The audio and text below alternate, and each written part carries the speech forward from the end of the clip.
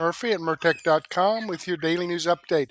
Okay, here we are on June the 27th in the year of our Lord 2026, and we have some great information for you tonight. So let me go ahead and click on Murtech on Rumble and take us over here to my Rumble channel. This is the video we're going over tonight, episode 1961. All right, it says upcoming, but as you know, you're actually watching it, so let me jump into this and close out the live chat for the time being. Let me slide down here and click the show more button and show you that we have information from ACLJ Sekulow, Benny Johnson, Doug in Exile, and Glenn Beck. But before we get into that, I do have some shout outs to give. Paul Wacker 20 just started following my channel. Poison Pawn just started following my channel. Dixie Twista just started following my channel. Ray Codwell just started following my channel. Dolly May just started following my channel. And HefHay022 just started following my channel. So thank you very much, folks, for following my channel. I greatly appreciate that. I hope you're tuned in, and I hope you enjoy the content. All right. M41 Coco reposted my daily news wrap-up from last night.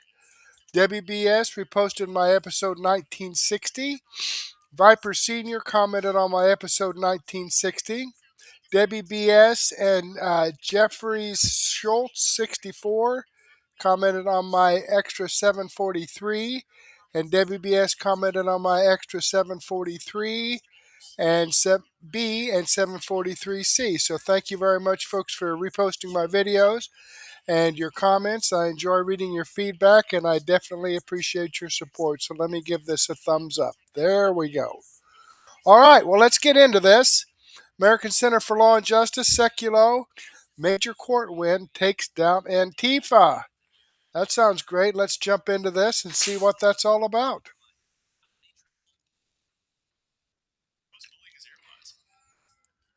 All righty.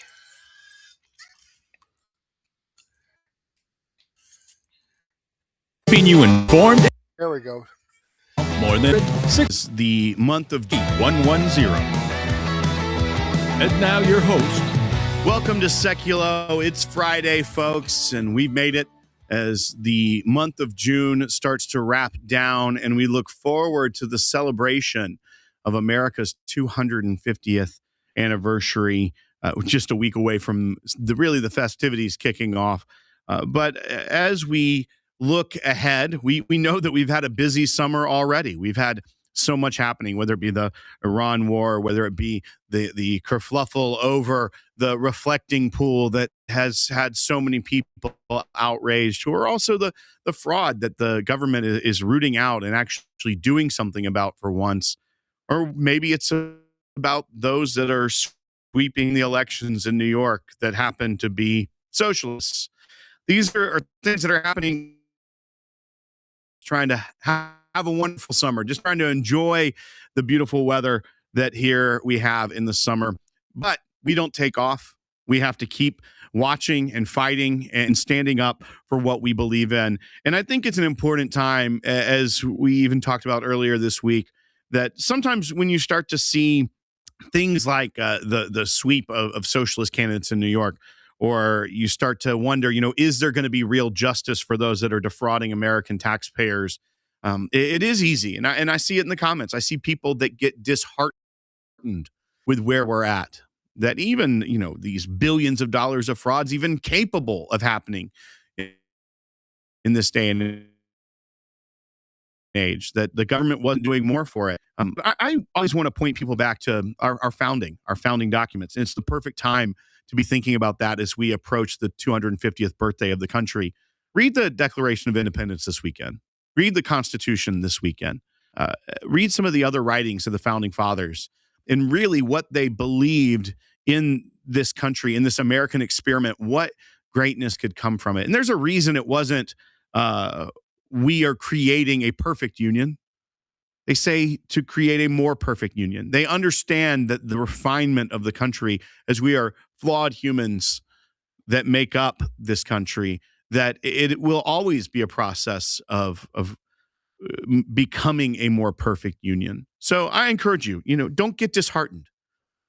Be positive about the future of America. I am. And it's sometimes hard when the only thing you listen to, I know none of you would, but just me as I read headline and see what they're trying to say, making America this horrible place, when in reality it's not. It is the greatest country on earth, and we are so blessed by our Creator, not just with the rights that He has endowed us with, that we learn about from our docs, but also that we are blessed to live in the greatest country on earth.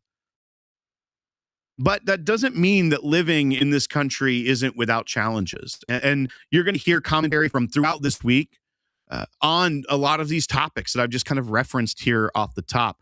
A lot of times during the summer, we do this. We take a deep dive back into some of the wonderful content we've had this week. So I encourage you to stay tuned, share this broadcast with your friends as we give an encore presentation of many of these segments that we thought were so powerful and impactful for you to see this week. We want to make sure you don't miss it.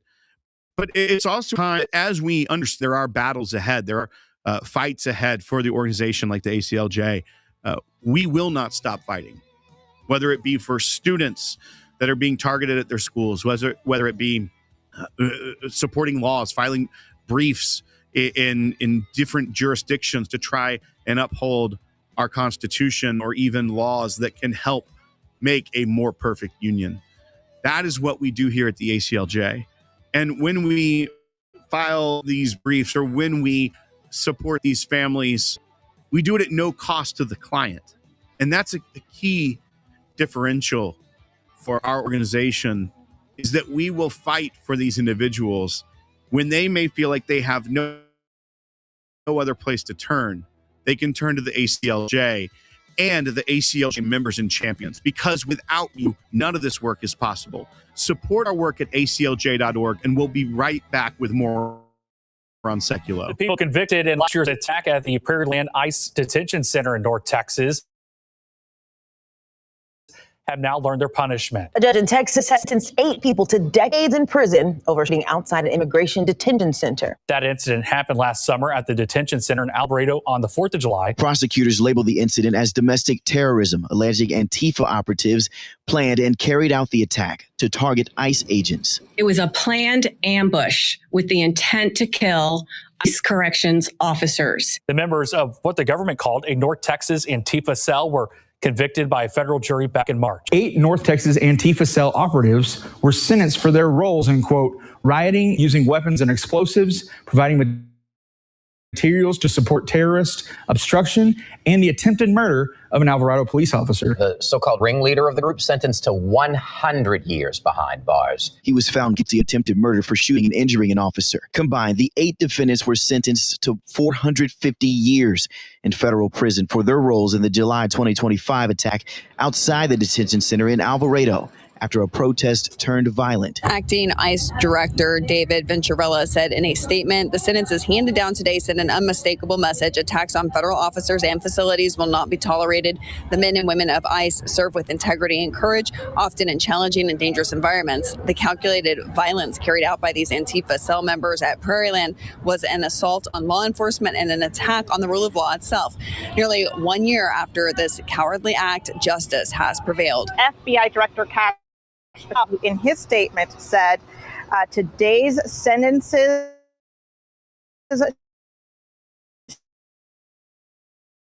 show the FBI remains to our list. For the defendants told us that they plan to appeal the sentences. That process will take care. Well, talking about the individuals that were sentenced yesterday, 100 years for Benjamin Song, who was the ringleader, they said, of this Antifa cell. Here's what we have to say. This is a good day. This is a good day for justice when you have individuals that were trying to carry out a terroristic attack. They had plotted this. They have all their encrypted messaging in the DOJ's press release on this.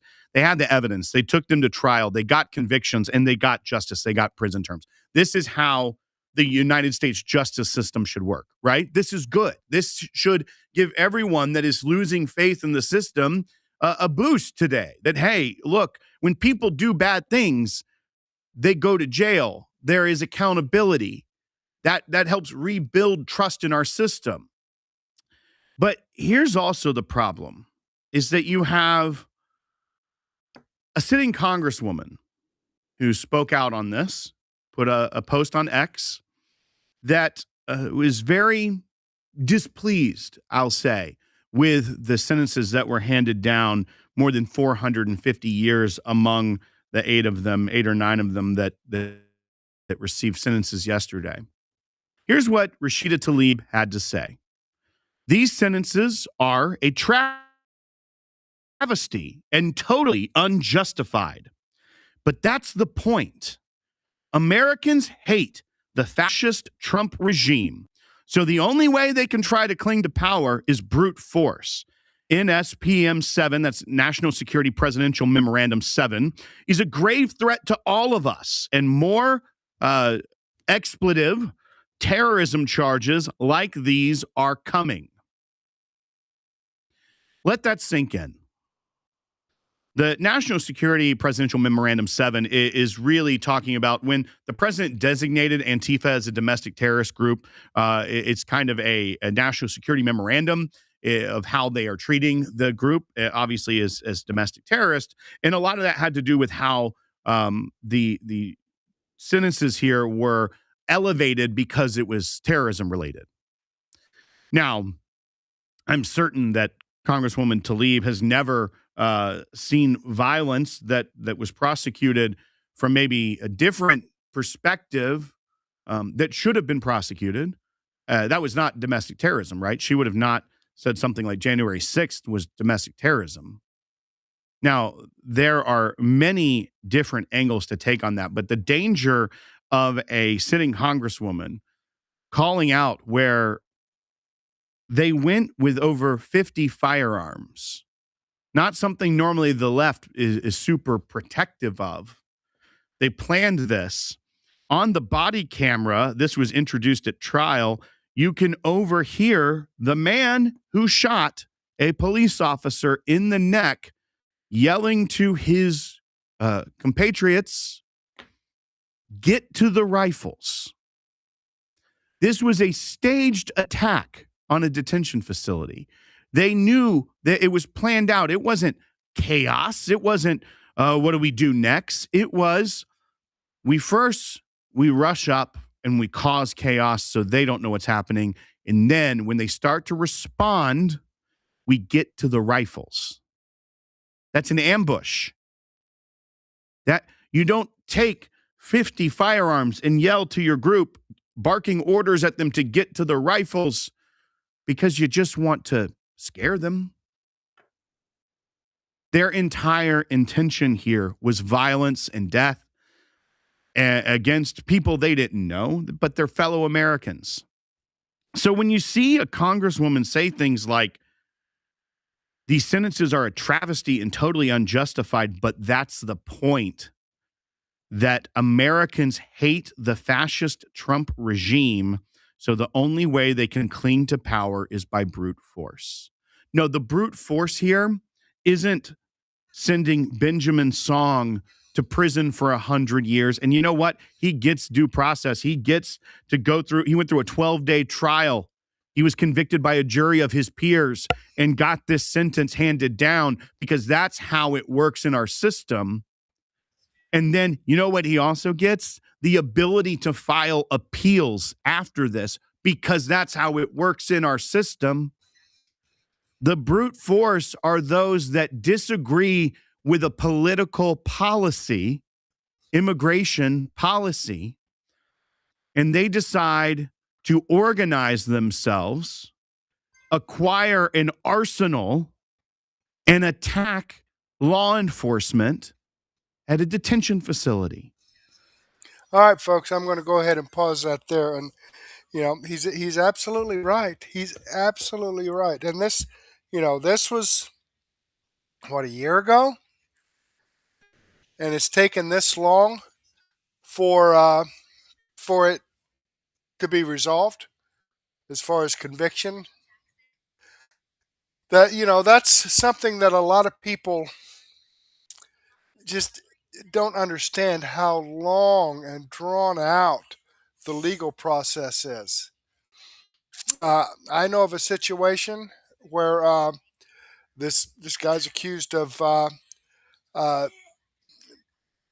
pedophilia, I guess, touching a minor, and it's been 18 months, and they haven't been able to get this guy to trial.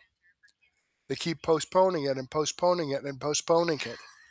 Okay, so it's we just have to be patient.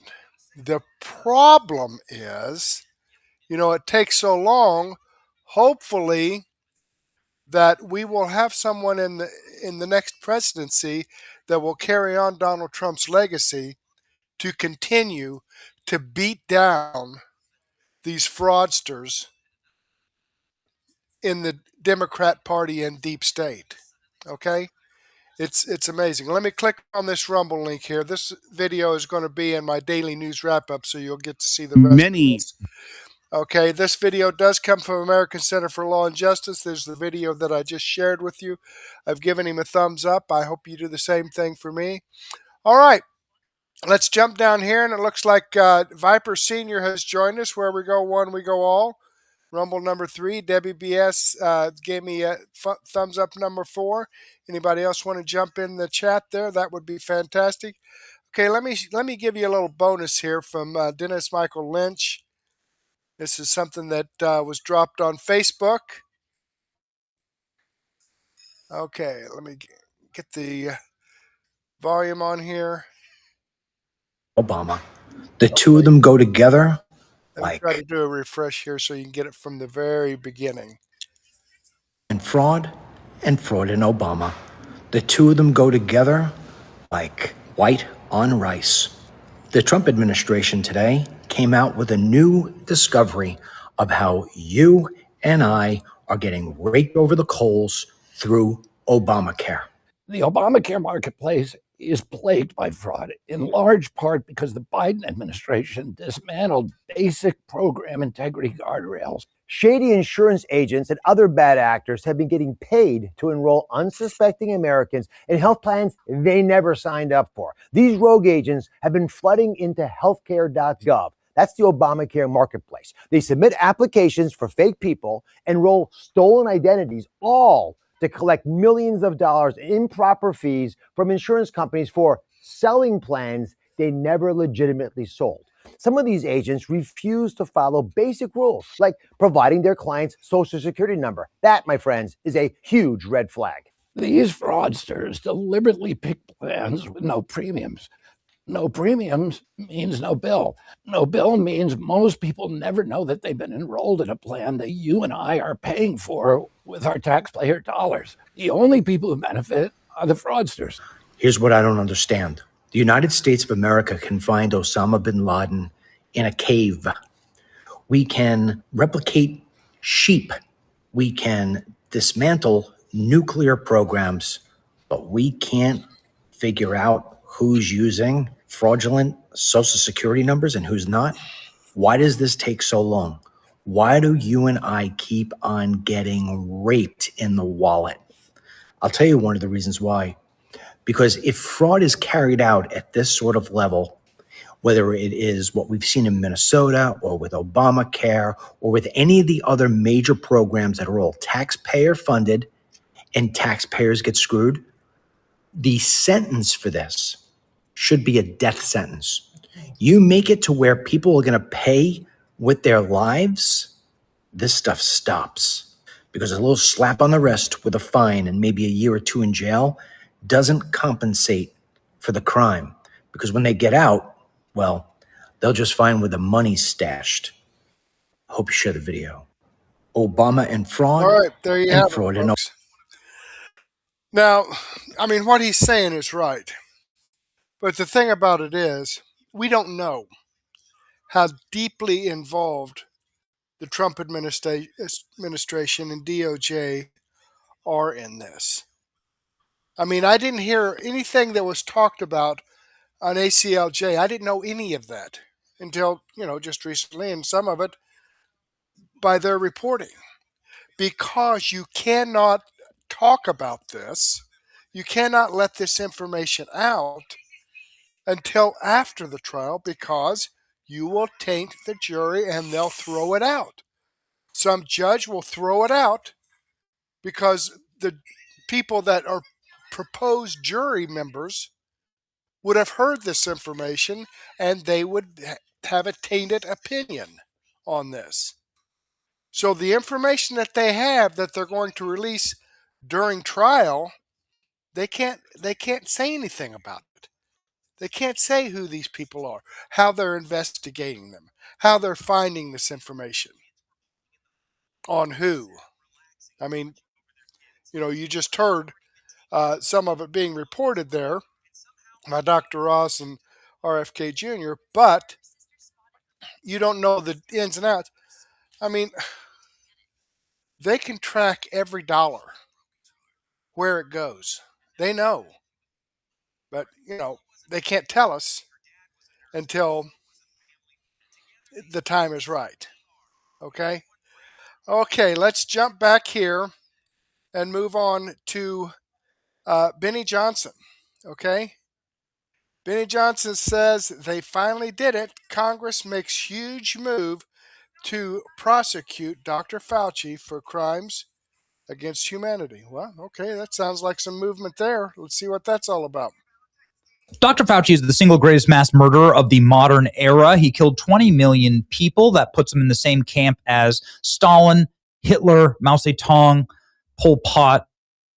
Dr. Fauci is the single most evil mass murderer walking the earth today. He's 85 years old. 10 years ago, Dr. Fauci gave this speech on the outset of President Trump being sworn in as president of the United States, where he declared that there's going to be a surprise outbreak during Trump's first term. The coming administration in the arena of infectious diseases, both chronic infectious diseases in the sense of already ongoing disease, and we have certainly a large burden of that, but also there will be a surprise outbreak. No, Dr. Fauci has worked for every president since Gerald Ford in the early 70s. And so he's never, and he's had the same job, so he's never declared there's going to be a surprise outbreak. We checked the transcripts. We checked all of the available records to us. Not during Ford, not during Carter, not during Reagan term 1 or 2, not during Bush or Clinton term 1 and 2, or Bush term 1 and 2, or Obama term 1 and 2, has Dr. Fauci, and he served all of them, ever said there'd be a surprise outbreak. He just said it during Trump. And that's why Joe Biden had to grant him a pardon, not a real pardon. It's the auto pen pardon. But Joe Biden gave him a pardon for all of his crimes. Well, why would you pardon somebody who's innocent? They knew that he committed a crime. Dr. Fauci did commit a crime. Dr. Fauci created the COVID virus using Patriot Act funds with his bioweapons programming that he got through the CIA. We know that because Tulsi Gabbard revealed all of it to us. Final day as director of national intelligence, she lobbed a heater at Dr. Fauci, saying that, he directed illegally U.S. taxpayer dollars to fund gain-of-function research in the Wuhan lab. And it created the lab leak, and he knew that, and then he lied to Congress about it. And because he lied to Congress about it just a year or two ago, you could charge him, and we should charge him. Ladies and gentlemen, you know that she's over the target because all of the same, like PBS, NPR, CNN, they're all going out saying, no, the COVID-19 documents Gabbard released don't prove her claims about Fauci. Would prove it, charging him, dragging him in to testify. And now we're finally doing it. Dr. Fauci is subpoenaed after refusing to testify on COVID origins. Fauci has been subpoenaed by Rand Paul, who has been the greatest thorn in the paw of Dr. Fauci. There is the actual subpoena. And you have to now show up and testify. If he doesn't testify, then he goes to prison right? Isn't that what we learned with Peter Navarro, Steve Bannon? Last week, Anthony Fauci notified us that he will not voluntarily testify between the Homeland Security and Government Affairs Committee, even though he had previously agreed to do so. Therefore, we have issued a subpoena to him directly to testify. It's time for the American people to get answers. Anthony Fauci, my job is to ensure that that happens. Oh, my. So this is going to be a subpoena. He has to appear in Congress at the end of July. So very quickly, don't forget the popcorn. My goodness. The media in Washington treated Dr. Fauci as untouchable. If you lie to Congress, destroy records, mislead the public on the origins of the pandemic that killed millions, then you shouldn't be above scrutiny. And so that's why he's subpoenaed. Rand Paul doing God's work here. Here we go. Fauci. I knew that he was making several contiguous lies to begin with, but he also, from the very beginning, was destroying records, sending letters and notes to the head of NIH saying, read this and destroy this. It sounds more like a CIA talking to each other, not the executive branch. That's against the law. That's a felony. They've already wrapped up one of Dr. Fauci's little lieutenants and charged him for destroying documents. And so now it looks like they are on their way to doing the exact same thing with Dr. Fauci. And you got to be able to test the veracity of these pardons. It'd be such a fun practice for everybody to go through. This is even more proof that Fauci lied to me when he said the NIH has not and does never fund gain of function. U.S. intel located video proving coronavirus research in China. Fauci continues to deny and lie. Such an evil little goblin. My pronouns are prosecute Fauci, said Elon Musk. One of the biggest bangers ever. It looks like he's going to get his way. Why did Dr. Fauci's NAID, National Infectious Disease, and USAID send $44 million of U.S. taxpayer funds to Wuhan, studying the risk of bat coronavirus emergence? It's like obvious when you actually look at the COVID virus itself. So look at it on a molecular level. They took a naturally occurring bat coronavirus. They surgically snipped out the spike protein and inserted a human spike protein in order to make the bat coronavirus infectious to humans. They created a mutant virus. If this bat coronavirus, which exists inside of the natural wells, the gut of the horseshoe bat that exists high in the eastern mountains of China, way up in caves that nobody can reach. The bats don't interact with humans, but even if you did, you grabbed one out of the air and you played with the bat, it wouldn't infect you, even though it's filled with coronavirus, because the coronavirus can't unlock your cells. They don't have the molecular capacity to do that. You just wash your hands and go about your day. You're not infected with anything. You have to add a very specific spike protein to the coronavirus. You have to snip it and insert it. It's an obvious play if you look at it molecularly, what COVID is molecularly. They created the virus in order to infect humans. Did they release it on purpose? Did they release it on accident? Of course they released it on purpose. They did it to rig the election against Trump, put Trump in prison, and you and me in prison for questioning them. We will be seeking answers and accountability. Yes, good job. Here's what we know. U.S. taxpayer money was funneled through USAID, gain of function research in the Wuhan lab for virality. That research likely caused COVID-19 and killed millions of people and cost us trillions. Dr. Fauci personally signed off on these experiments, and then he lied to Congress about it, and Biden protected him with a last-minute pardon. This is the definition of a cover-up. So let's go ahead and fix that.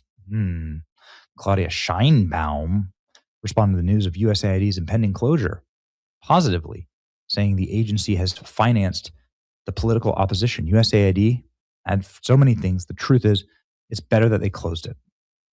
USAID is evil organization. Well, ladies and gentlemen, it's time. The normies wake up. I mean, even on Sheridan, the guy who created Taylor Sheridan, the guy who created the Yellowstone series. Joe Rogan says, Tulsi Gabbard gave a press conference. Here, listen to this. Intelligence that she's leaving. She gave that press conference about Fauci, and she talked about how he lied in front of Congress and that he absolutely used American tax funds to fund gain of function research through EcoHealth Alliance and to the Wuhan lab in Wuhan, China. And, no one's covering it. No. And by the way, didn't we all know that already? Normies are waking up. How do you prosecute them? Well, let's go ahead and ask Jamie Comer, which we did this morning. This is how you prosecute Dr. Fauci. You say that the pardon was not given by Joe Biden, but given by his staff, and that Joe Biden didn't know anything about it. Here we go. Okay, so you've seen some, you've had some major frustrations with the DOJ and with criminal referrals, and you said that finally that logjam is getting loosed a little bit, and you're really happy about that. What about Dr. Fauci? A lot of news about Fauci. Boy, what a heater that was thrown his direction from Tulsi Gabbard. He's been a thorn in your paw. He's now been subpoenaed by Rand Paul. What's going to happen there?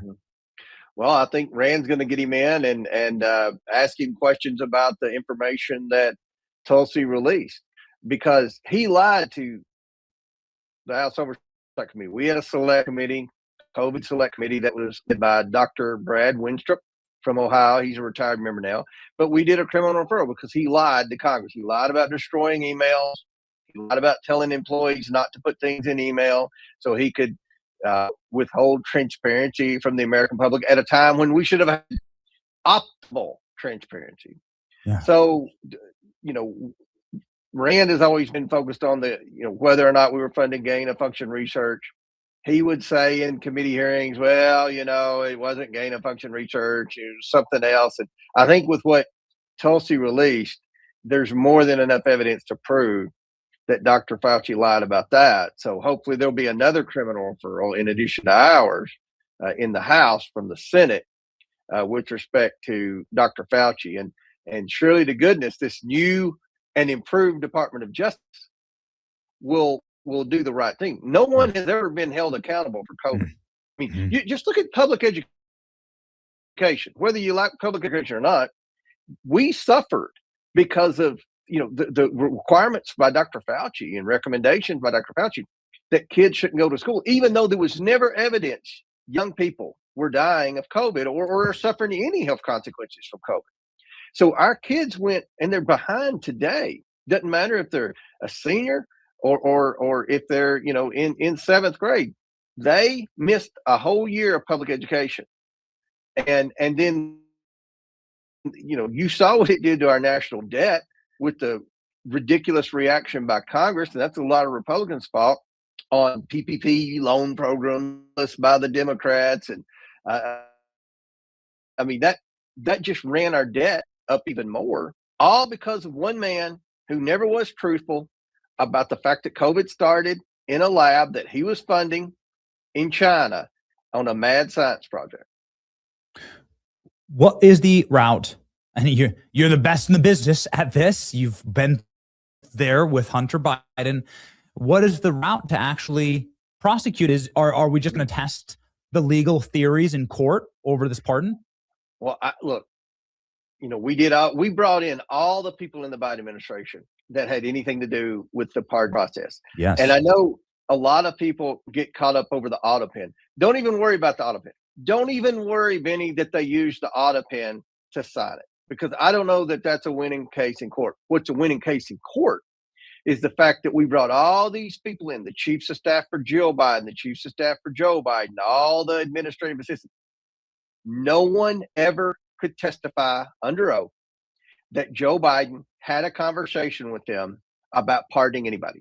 We subpoenaed all the emails. We subpoenaed the daily calendar of Joe Biden. There was never a meeting about pardon. There was never any discussion. And the president has the authority to pardon. And there's no limits on that authority, which I think there should be. I think a lot of presidents have abused the pardon process. I'm not happy with a few of the Trump pardons.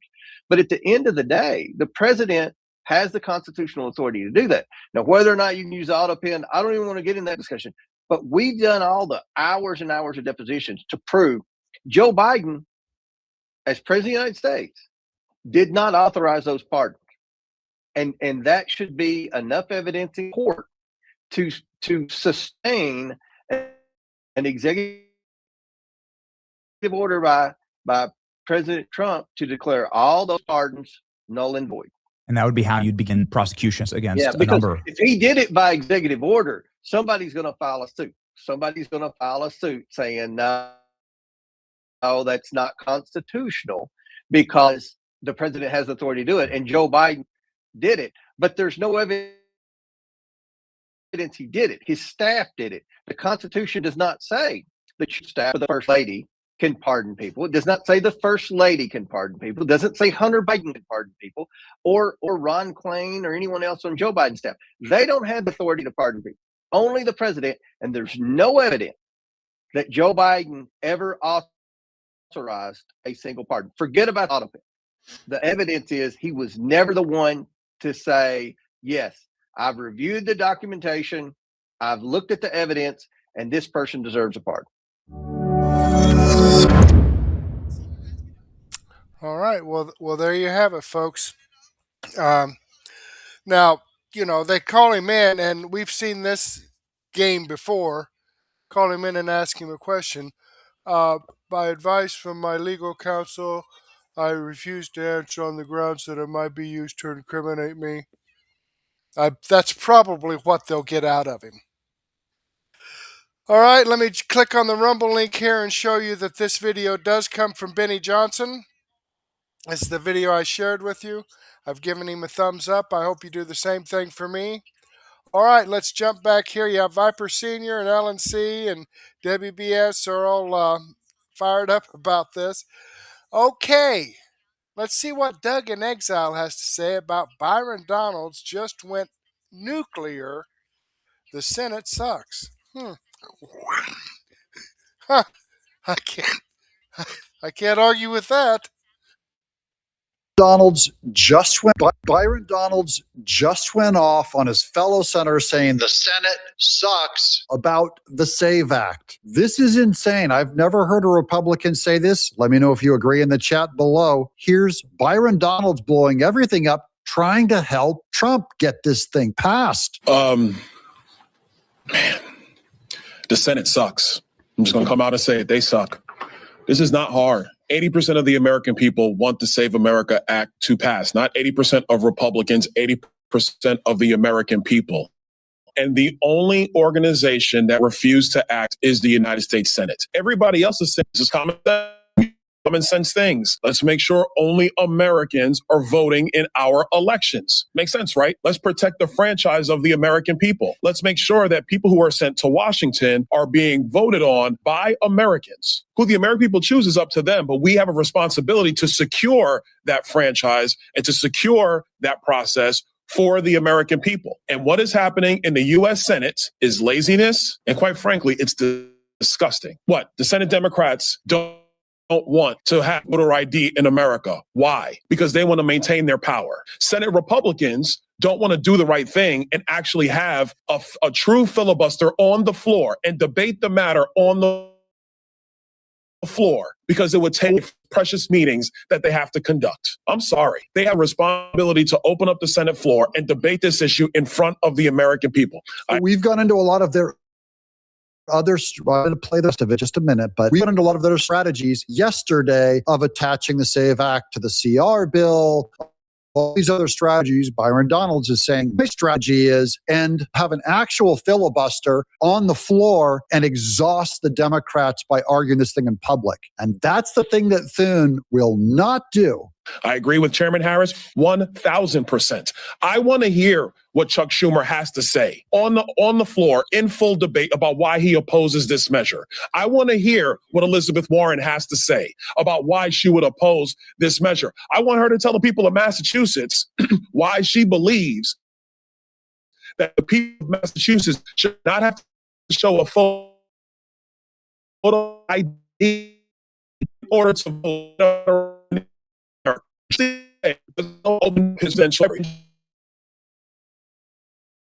Ladies and gentlemen, this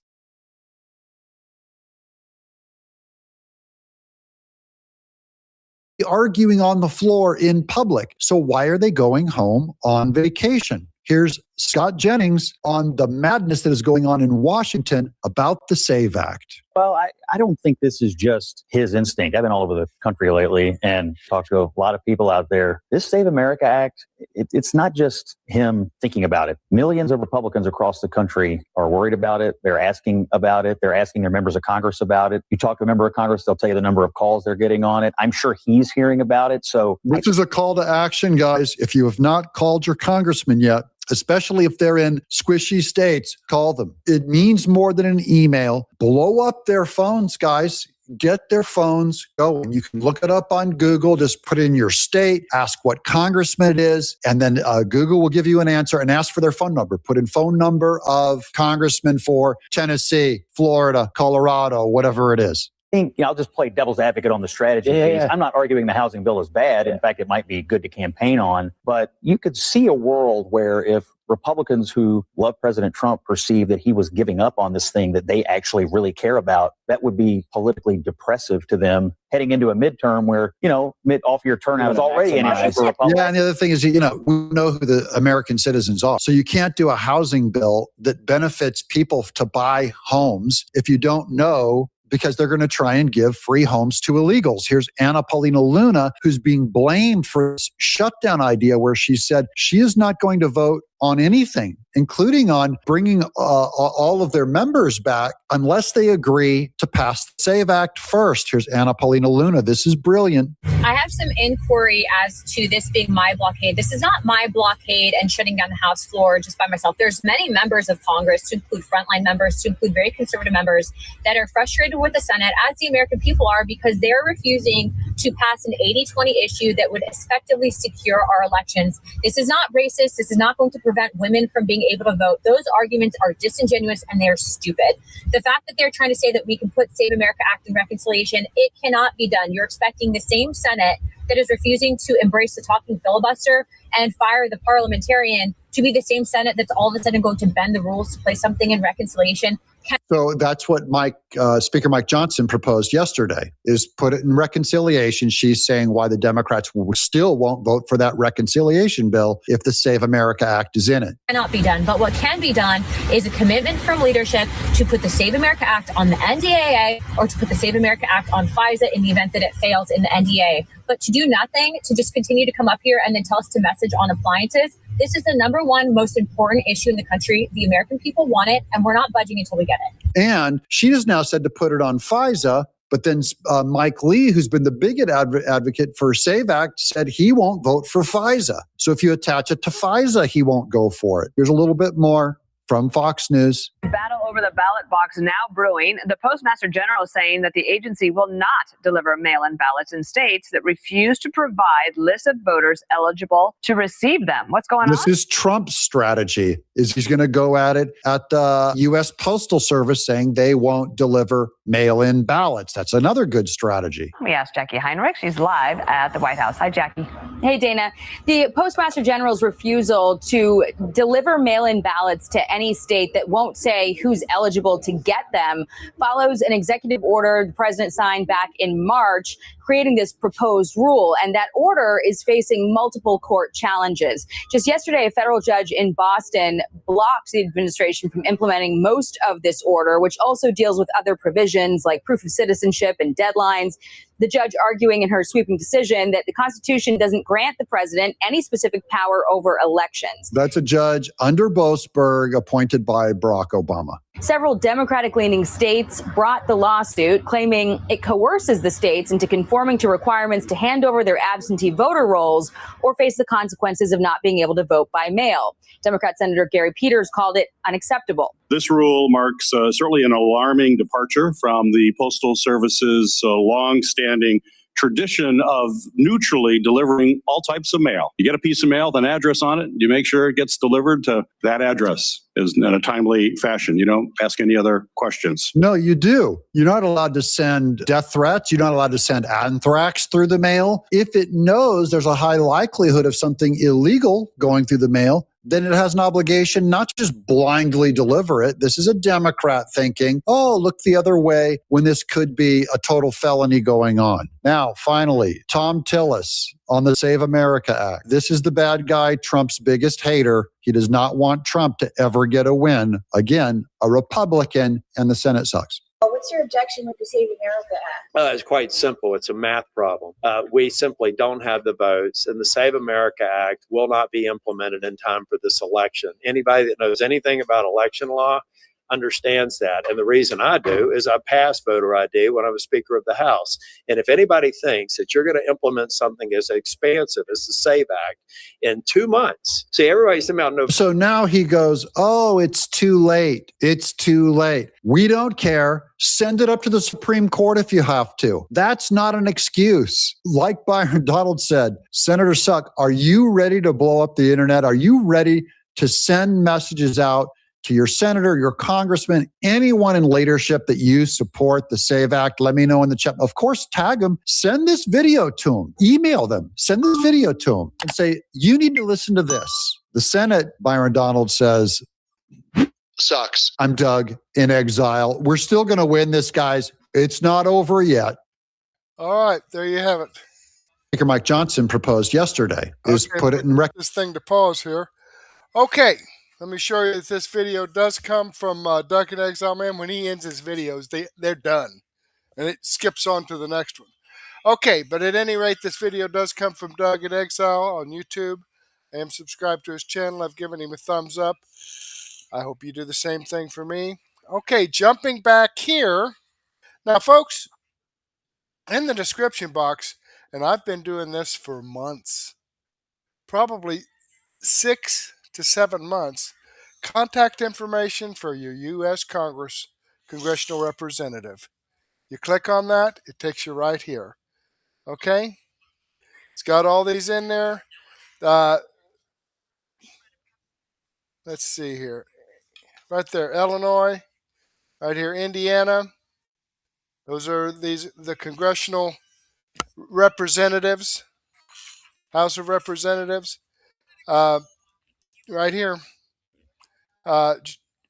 Jefferson Shreves is my representative. Also, let me show you this. Sorry, I forgot to hit the share button. But anyway, it takes you over here to this. You can click on, I'm from Indiana, so I click on I. It takes us down here to I. Jefferson Shreves is my representative in the House of Representatives. Let's come back here. Also, contact information for your senator.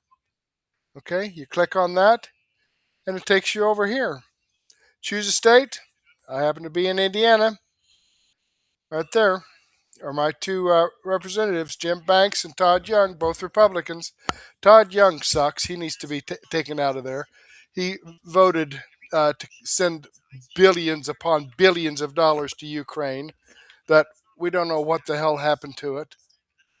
I don't know if any of that money went back into his pocket, but seems awfully interesting that he would vote to send those billions of dollars to Ukraine.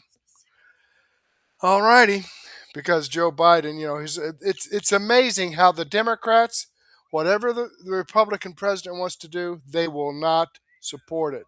But this cork biter, Todd Young, whatever a Democrat president wants, oh hell yes, oh hell yes. And then he kind of backs off on Trump. If that's not a rhino, I don't know what the frick is. Okay, let's jump back here and move on with Glenn Beck. The reflecting pool is the perfect metaphor for the left losing their minds. Well, okay, let's check this out and see what he has to say.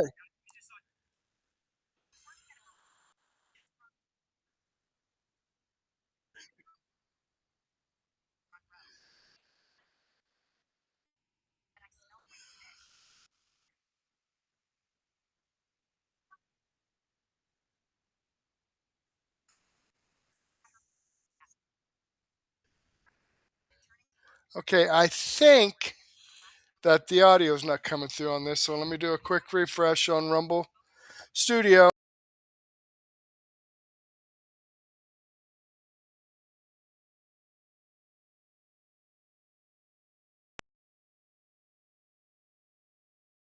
J.D. Vance's wife is pregnant. And she's wearing like an $11 dress. She got a $4 discount on it. And for some reason, that's news. And it's also news that they think she's wearing this $11 dress because it shows off her pregnancy. It shows off her belly. And even if that were true, and what's the problem? Society wants us to hide pregnant women now? Why aren't you barefoot and in the kitchen? Is that what you're saying, leftists? You should be ashamed of your baby? No, it's just this culture. It's the culture on the right that they just want to show that they're having babies. What is wrong with you? Seriously, what is wrong with you? They take you to Washington. The algae. I can't believe we're arguing over algae. I don't know if this is your first day on planet Earth, but a standing body of water in hot and humid conditions, algae grows. If it's moving, if it's circulating like your pool or in a fountain, it doesn't. But if it is a standing body of water, like, I don't know, in a reflecting pool, algae grows in the summer. No, it's global warming. It's not global warming. For the love of God, it's algae. That's how it works. Why are we arguing about this? And notice what's happening. We are expected. It is the mask thing. The masks weren't about spreading COVID. It was a badge. It was something that you wore to say, see, I told you, I am not like those people who want to kill children. Oh. It's not one of the days that I should be doing this show. Because I cannot tolerate it. I just can't. I can be Christ-like for a few days, and then I just have to open up a can of whoop-ass. Because nothing makes sense to me anymore. You're arguing about algae, and you're on television saying, I liked it better before it was clean and blue. You like algae? Of course you do. Because you're actually I think, co-opting Native American stuff, and you're mocking them with an algae rain dance. Then, of course, Donald Trump is lying until they produce the video and until they show we've arrested people. Then we have the left intentionally going in with razor knives and slitting the lining of the reflecting pool. Now let's work this one out. Can we just spend a second here on this one? Let's see if I can help me with the math, because I can't seem to work the math out on this one. Okay. Your argument is that Donald Trump is a dictator because he was fixing the reflecting pool. But you never said that about Joe Biden when he fixed the reflecting pool. You never said that about Barack Obama when he fixed it. You never said that about Bill Clinton when he fixed it. You never said that about Ronald Reagan. Well, you might have said it about Ronald Reagan, but I wonder why. This reflecting pool has been a pain in the ass of every president since they built it. You know why? It's built on a swamp. It's hot and humid, and it's a swamp. So the thing has been settling and cracking for 100 years. And since keep having to millions of dollars into it because nobody wants to spend $100 million to do it right. So instead, we'll spend $15 million, this term, and another $15 million in that term, and we have to start from scratch every time. Fix the damn thing or not. No, he's a dictator. because he wanted it blue. He thought it shouldn't look green because everyone knows algae isn't pretty. Tell me the number of fine art paintings that you have ever seen where the ponds are full of algae, and that's what you see. You'll see lilies. Nobody's painting algae. Oh, look how beautiful that green scum is on the top of that lake. Isn't that beautiful? I just love that scum.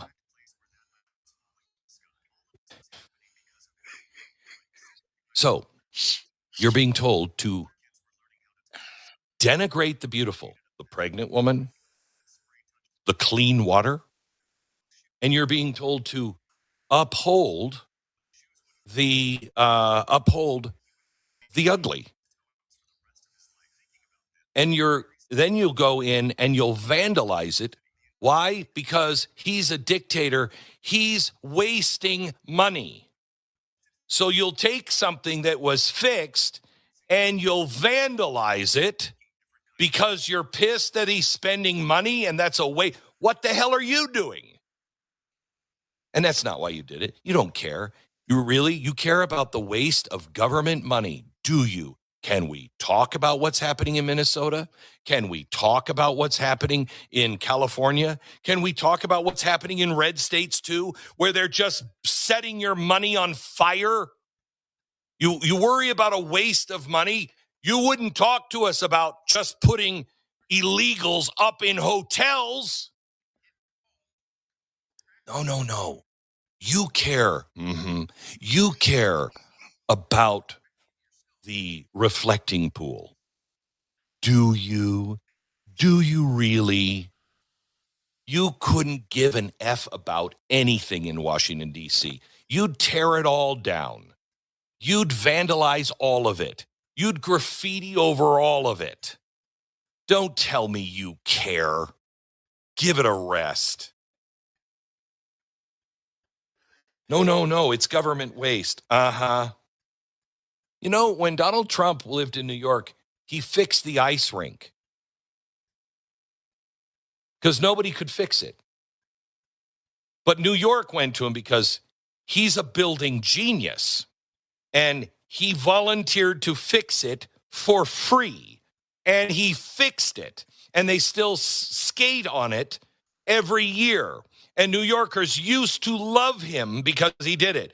But once he started exposing the deep state, once you couldn't count on him to just be a businessman and play the game, you have to say what an idiot he is. Yeah, I get it. And now we can't celebrate the 4th of July. We got to cancel all this 4th of July stuff. Do we? To hell with you, I'm not going to. I'd like to put a giant firecracker up your ass, quite honestly.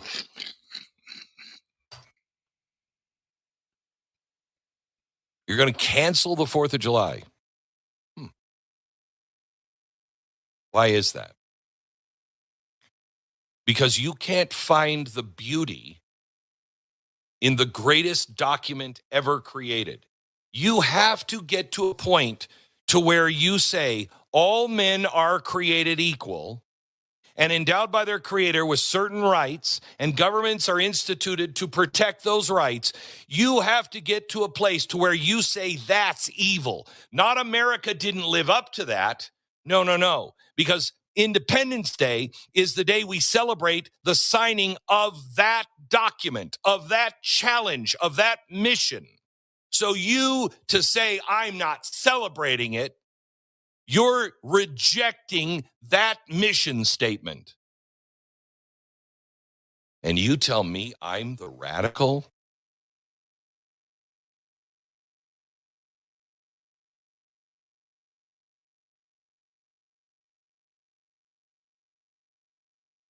We can't root for Team USA.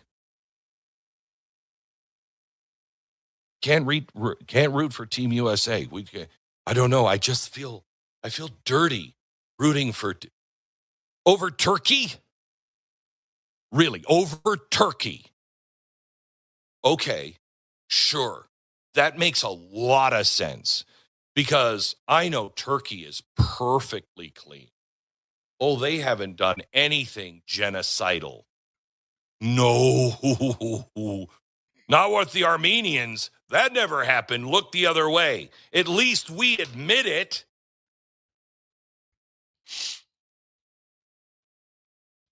America, ask yourself, which culture are you going to be a part of?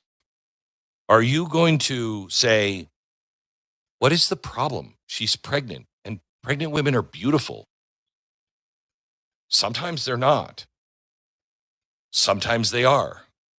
But pregnancy is beautiful. And if that woman, I don't care if she's beautiful or not, she wants to show off that she's pregnant because she's proud that she's having a baby and creating another. You want socialism to work? You know what you need? Babies.